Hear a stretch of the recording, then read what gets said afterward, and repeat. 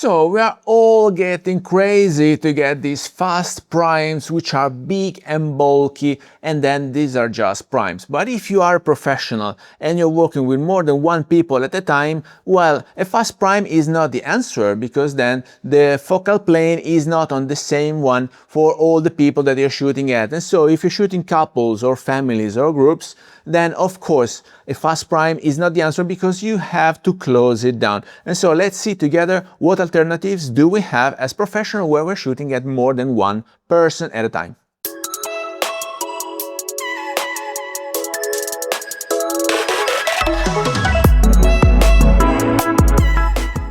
Hello everybody, welcome back to the channel. Thomas Love here from One Lens Only, and today I wanted to share with you a piece of advice, because I was shooting at a couple the other day, and then you know that I'm using a full frame camera, and then you cannot go slower than a certain shutter speed, because otherwise you will have motion blur from the person even when they are posing, especially if you are shooting candids, and then you cannot close down too much, because otherwise you will have to pump up the ISO, and it's always a kind of trade-off with this triangle, because you want to have the lowest ISO possible, the fastest shutter speed possible, and the brightest aperture possible. But when you go wide open with your glass, even if it's only 2.8 like my zoom, which is a Sigma Art 2 24 to 70 mil, then you have the person, one of them is tad in sharp and in focus, and the other one is a bit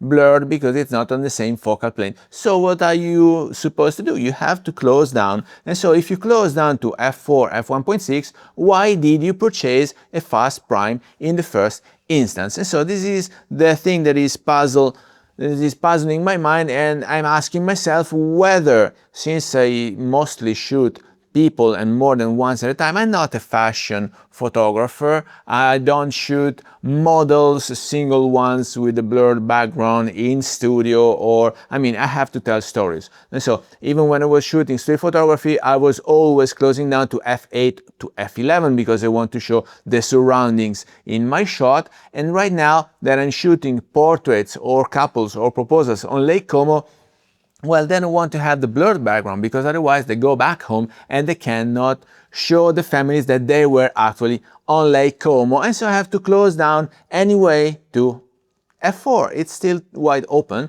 f5.6, f6.3, f7.1 sometimes. And so I'm asking myself, why are we all going to purchase those fast primes which are expensive, which are big, if you cannot shoot wide? And so I was asking myself whether full frame is the real answer to my needs, because maybe Micro Four Thirds, that offers more depth of field for the same aperture, might be the solution I'm looking for, because you can shoot wide open and have 2.8, and the depth of field is comparable to 5.6 in full frame. That means that it doesn't have any impact on the shutter speed, because you're shooting wide open, but you're having both the people in the couple in focus. And so I'm asking myself whether I should trade in my camera for let's say an OM1 Mark II,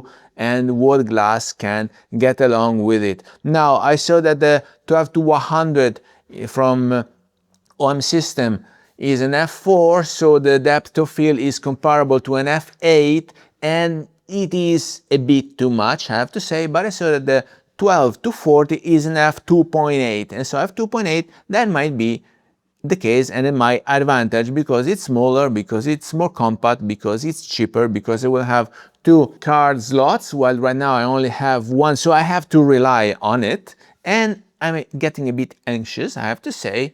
But most important, I don't need to trade off anything, because I can shoot wide open with the lowest ISO possible, which is 200 in case of OM system, and I'm also having the same framing, because the field of view is comparable once you know that it's a 2x crop.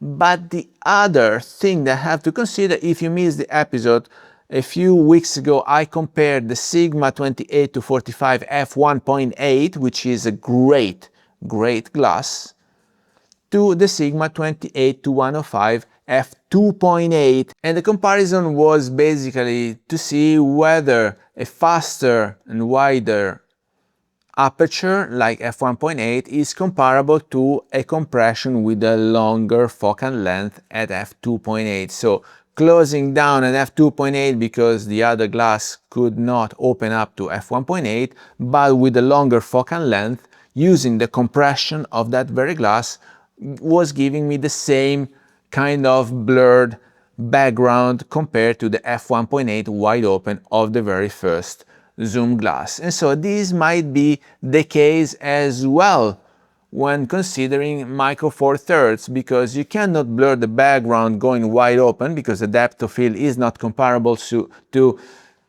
full frame. It just is not. So I know there are people over there arguing and saying this is better, this is not better, APS-C, micro four thirds, full frame, eventually even Hasselblad with the large format. I don't know, guys. I think that right now I found the soft spot with my full frame camera because I'm able to use it as it pleases me. I don't even have to go into the menu. I don't have to learn a new menu, and I know exactly how to ask it to do what I want. While if I'm switching to a new system, I will have to start the learning curve from scratch. And so I'm tempted, and it might be the case, but I'm also resisting the idea of changing system because I have so many things. I have the batteries, I have the speed lights, and I'm now using the Sony ecosystem. But I have to say, micro four thirds, OM1 Mark II and 12 to 40 f2.8, it's there. I'm really willing to use it. Now I will show you a few other shots because bear with me a sec because I have to go get them. And so basically the starting point was this photo, because if you zoom in you will see that the girl here is tad in sharp while the man is just like a few centimeters behind, but with the f aperture that I was using there was f3.5, while he is not so in sharp and so defined, and so I had to close down eventually and get another shot. And now I wanted to show you other photos. Let me get this one. All right, this has been shot at f8. So as you can see, I'm showing both the boy and the girl are in focus, but also the background. This is what I'm doing because people want to see they are on Lake Como. They want to show the surroundings to their friends and acquaintances. And then here as well, I was showcasing the garden and the couple as well. This has been shot at f4.5. But as you can see, it's good because they were in focus, but we have the fall off towards the front and towards the back. So it was a great shot because they were in focus exactly in the middle, while here we have other photos. This one has been shot at f6.3 because I wanted to have both the girl and the boy in focus, and so I could not go wide open. And every time I'm there I want to freeze the moment, and I'm asking myself, should I give it a try going a bit wider because I can go a bit faster with the shutter speed, or should I play it safe and close down to the f6.3? In this case I was shooting at f9 right because I wanted to show the blue sky behind it. I didn't want to clip the highlights. If I had a few clouds over there, that would have been lovely to have more details in the sky. Let me show you a few other examples. This has been shot, it's a copycat of the other one that I shot, so different couple but same location, and here I gave it a try at 7.1. As you can see, they both are in focus, but the background is not so defined, and I didn't clip any highlight in the sky. And then what else can I show you? This one has been shot at f5, weird, I thought it was 5.6. Anyway, f5. For this shot, as you can see, they are so well defined, while the background, you can understand what's going on, but you don't see Varenna very well. Right here you don't see this vintage board because it's blurred. And so I was wondering whether Micro Four Thirds might be the answer that I was looking for. Let me see another one here. Yes, I showcased this one as well. Let me see, with this one we are at f5.6 here. It's quite safe. As you can see, the boy and the girl are almost on the same focal plane, and so they are well defined and in focus, while already the roses over there or the waiter is not. And so the fall off is quite defined, but they were standing against the lake, so we didn't need separation, despite a bit more separation from here. The handrail would have not ruined the shot. I would have loved to have more separation, but I had to close down to 5.6 because I didn't want to risk them not being in focus. And so we have so many other examples that I can show you. Here we are having a family shot. So what are we doing here? Here we are having 4 different people, and they're not in the same focal plane because the dad is closer. This is f7.1. As you can see, we have good definition for the whole family. Let me find another shot. Here they were more or less on the same focal plane, so this is fine, and it was f6.3.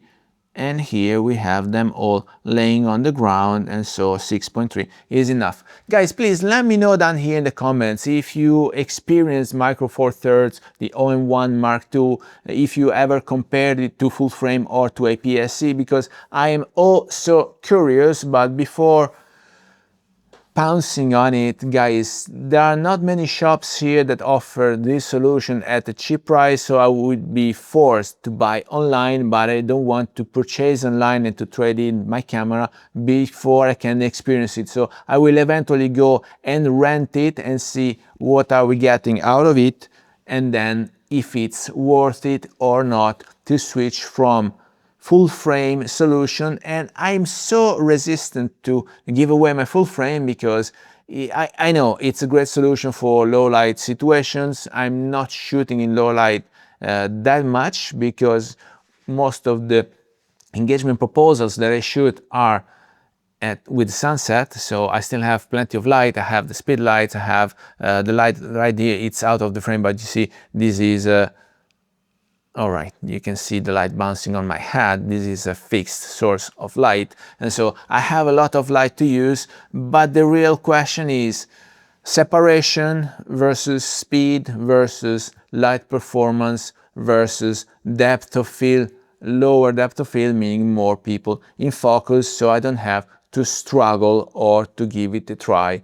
Trial and error when it's a paid gig, it's not an option, and so maybe I should just get a second camera and have different glasses. But it's a one-man band, it's a one lens only. I don't want to have too much gear around myself. I only want to go out from home with my camera, the glass that I'm supposed to use, the speed light, eventually the 360, and then filter and the spare battery, and that's it. And also, of course, a spare memory card, because since I only have one card slot in this camera, if it faults, I will have to substitute it on the spot. And so this is making me nervous, but this is not a good reason to give away such a great camera like the A7C Mark II. So with that, I hope you got some value out of this video. If you did, please remember to like it, share it on social media, subscribe to the channel so you won't miss the new videos to come, and I guess I will see you later. Thank you. Bye-bye.